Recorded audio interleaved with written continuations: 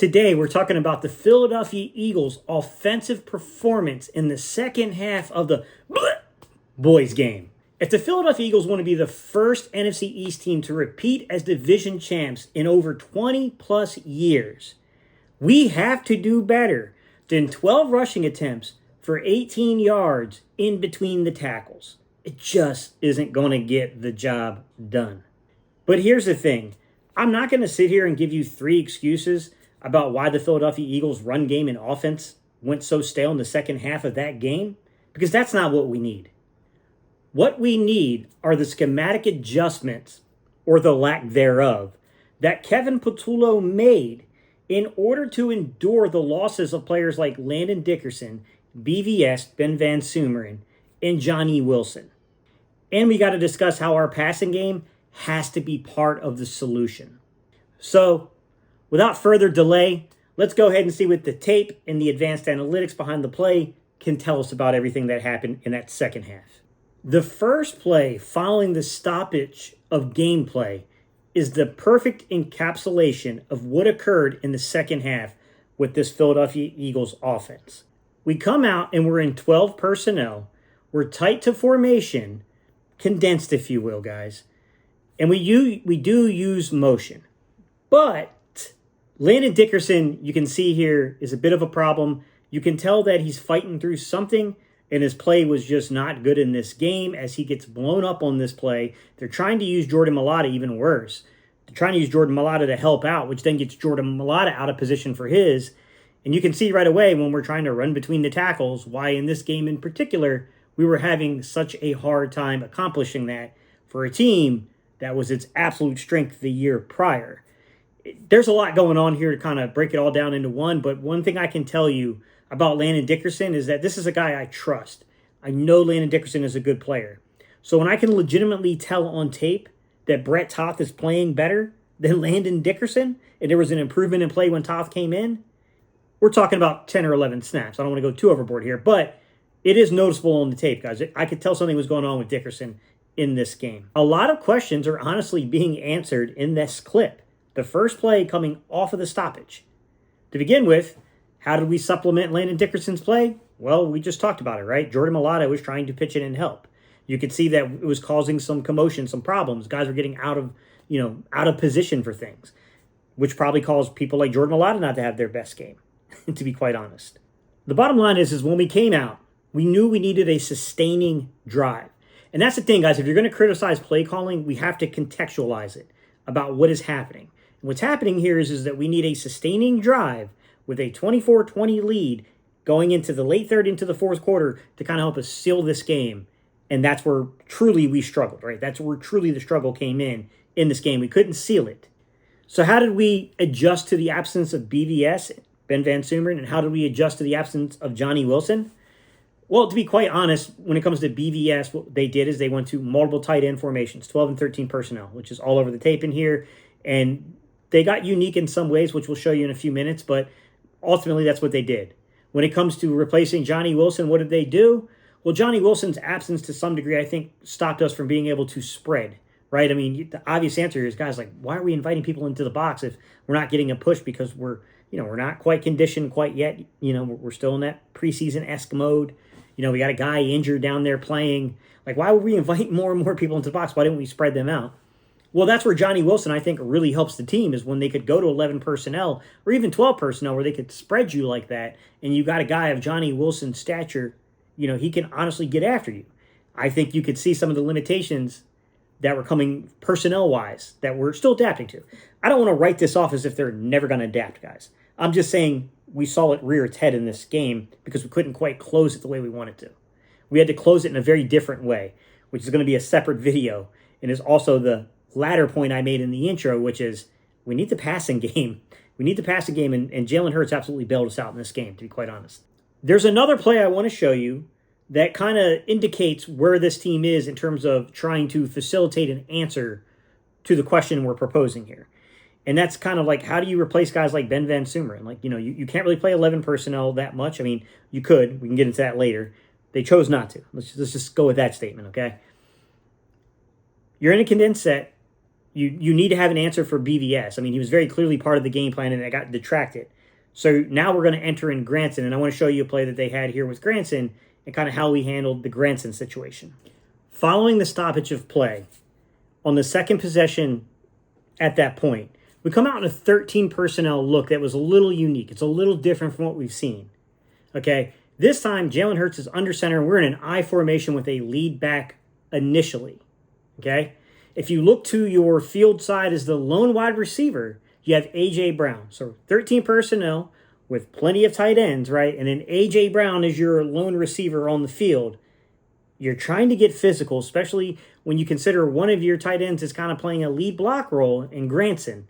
And that's kind of the answer to how they're trying to approach the absence of BVS. This is a very good indicator of where they probably likely just kept the play that was already in there, that they already liked it. They've already been running and just they made their alterations with the personnel they have. I want to get into this because this is going to be an inside zone run. Let me start off right away by helping you and explaining. I know a lot of you guys always ask me this question. What is the difference between inside zone and a duo block? Okay. When you're running a duo block, the thing you have to pay attention for in duo is you're keying in on the Mike linebacker. Okay. You have to know where the Mike linebacker is. The running back does. He's got to key in on the Mike linebacker. And the other really dead giveaway is you always will have a tight end in the game. No doubt about that. Who's going to block outside. But in addition to that, you will also have the line normally moving one direction and the running backs going the opposite direction on a duo play, all right? While when you get to inside zone, you're blocking within zones. You normally have your set personnel of covered and then uncovered linemen basically that are inside the blocking zone. And then you have the running back who is then reading each zone and making his decision based upon the zone and its availability to where he goes. A gap versus B gap versus a cutback, if you will, or bouncing outside to the same, play side. So in this particular situation, if we laid out the offensive lineman for you, who's covered and who's uncovered? Your covered players are Goddard, Landon Dickerson, Tyler Steen, and then Grant Calcaterra. While your uncovered players that are in the lineup right now are going to be Jordan Mailata, Juergens, Beef Jerky, and then Lane. Those are your uncovered players versus those covered players. The lead back role for Granson, that's really the key here that we're looking at, is the fact that Granson's going to play a lead back role with A.J. Brown being in there as well. Those two guys together making up for the losses of Wilson, making up for the losses of BVS, if you will. And I think they are key to kind of going forward because one thing I'm going to say about A.J. Brown right now, and I know that he was kind of a little cold about the run blocking and him getting kudos about his run blocking prowess in this game. He's a dog, man. If A.J. Brown adapts that mindset of like, not only can I catch the ball, but I'm going to straight have pancakes this afternoon. I'm going to pancake cornerbacks, and I'm going to pancake safeties. I might even catch me a linebacker not paying attention. If he has that kind of mentality and just kind of sticks to that, it's going to be good. Like, Johnny Wilson's a really, really good run blocker as a receiver. A.J. Brown's this physical dude, too. You could definitely get by if A.J. adapts the role, to be quite honest. If he takes to the role, if you will. Now, I'm going to point out what happens here, guys, and don't kill me.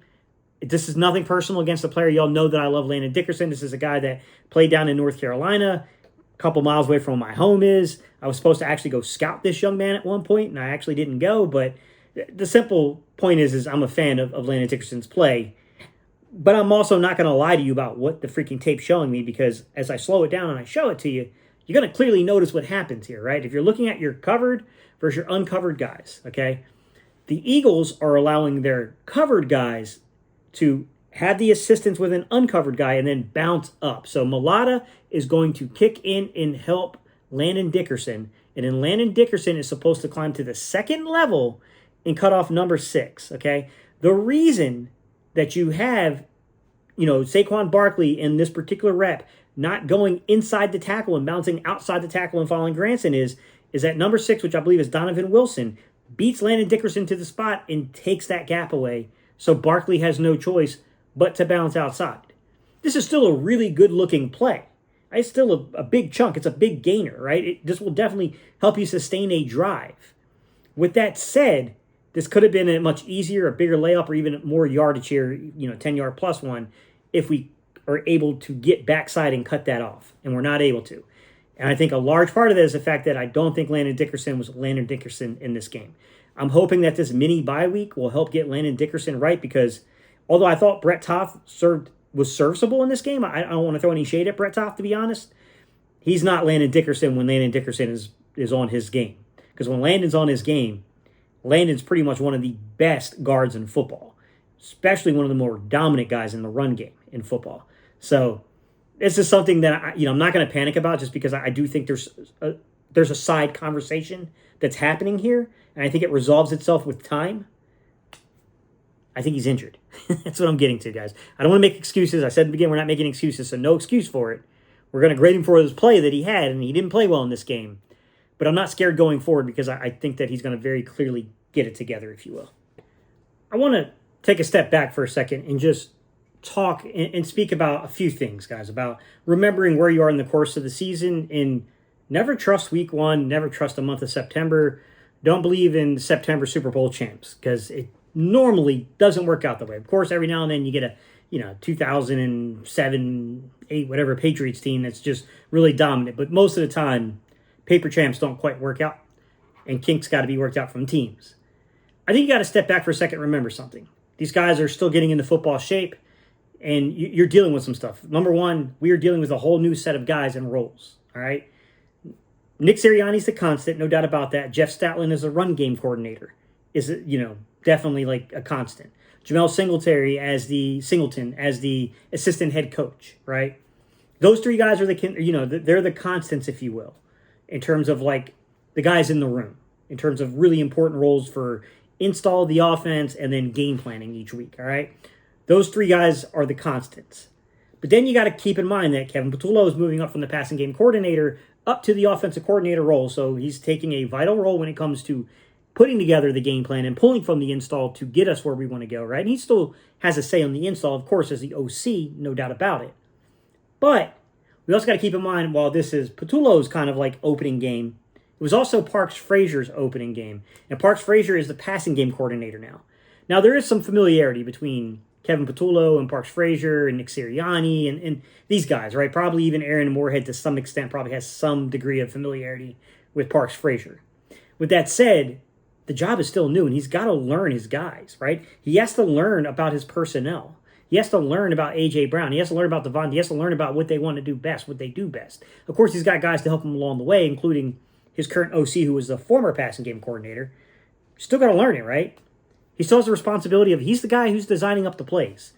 And while the plays may not be that drastic, the concept might be familiar to, look, they're running Earhart Perkins. It's going to be a select amount of plays. I don't know the exact amount of plays they run, guys, but it's not the amount of plays that's impressive about the Earhart Perkins system. It's about the way that they disguise and hide and move things by personnel groupings and changing them while giving you the same exact play. Just the mirror dressing's different, right? Putting lipstick on a pig, if you will. Okay? That part of things is going to be different, right? Landing marks, guys, where they're supposed to be in terms of the route stems, is going to be probably a little different from years previous. And I think that's what I saw on the tape here.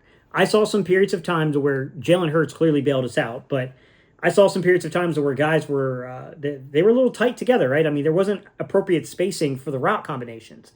And that may not necessarily be 100% Kevin Patullo or Parks Frazier's fault. That might be just still kind of a coming together of the offense, guys, of them learning where the landing marks are, and like Goddard and AJ shouldn't be in the same exact zone window on like a floods concept or a high-low concept, like, more so it was like a floods concept. But you don't want them in the same window in terms of that, the passing window. It doesn't make any sense, right? The spacing wasn't quite correct there. But there's some positives to take away here, guys. Don't lose sight of the positives here. Yes, the running game, it's got to get better. We've got to be able to run in between the tackles. I have a feeling we're going to fix that. All right, if we don't fix it after like 4 or 5 weeks, I'll be all over it for you. Don't worry. However, there are some positives here, okay?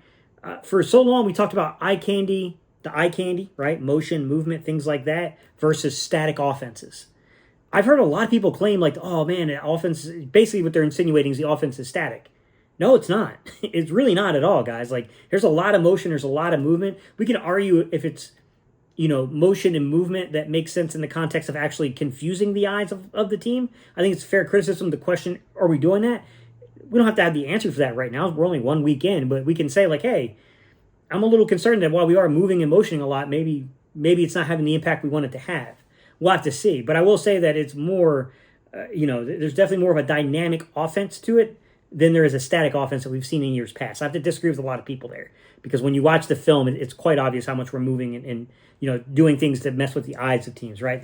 That little fake pitch to Barkley on the first play of the game, right? Then you come right back on the second play of the game, and you got them essentially showing you something like a pin and pull, and then they go backside with a pitch on you, right? Kind of almost like a counter type play. So, I mean, there's some reason to believe that there is more growth than what people are letting us to believe here. I really, really like the way that they're using Granson inside of the offense. That's a guy I want to keep my eye on and see kind of where things go as time goes on. And last but not least, guys, to give you some encouragement as we kind of close out this topic, I want to show you a couple plays from Jalen Hurts. They're going to be quick. I'm going to show you a couple plays where this young man was cooking. 152 yards doesn't matter. It's about efficiency of the play. It's about we're here to sustain offense. Can Jalen help us sustain offense? Okay? There was one play early on in the second possession, right? To where we end up basically coming out and when we go empty. And you can see there's like a weird bunch formation to the empty set on the left-hand side of the screen, right? And Jalen Hurts starts off in that progression looking right. This man goes through a full field freaking read.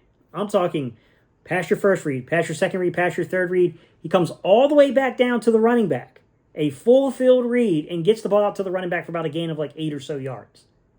That is definite progression, okay? Quite literally and figuratively. Progression as in like he's going through progressions, but also progression in that he's advancing his game in the figurative mentioning of that, right? And then on the last and final possession, we had 3 true possessions, but 4 total possessions. On that 4th total possession where we're really just trying to clock this game, there is a play to where we need it. We need Jalen to come up big. We haven't had the ball inside of A.J. Brown's hands pretty much all freaking game. And what happens?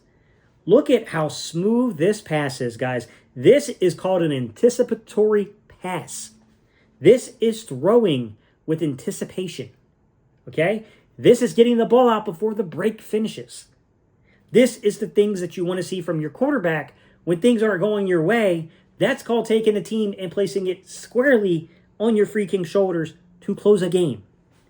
So, while we have some concerns about the offensive coordinator and our passing game coordinator and the fact that they are, they're new to these positions. They're going to have to grow along with the rest of the offense, to be quite honest. And we don't know where that's going to take us. That could be a good thing. It could be a bad thing. I think people are jumping to a conclusion way too fast. But I definitely agree that it doesn't necessarily mean that it's going to go good.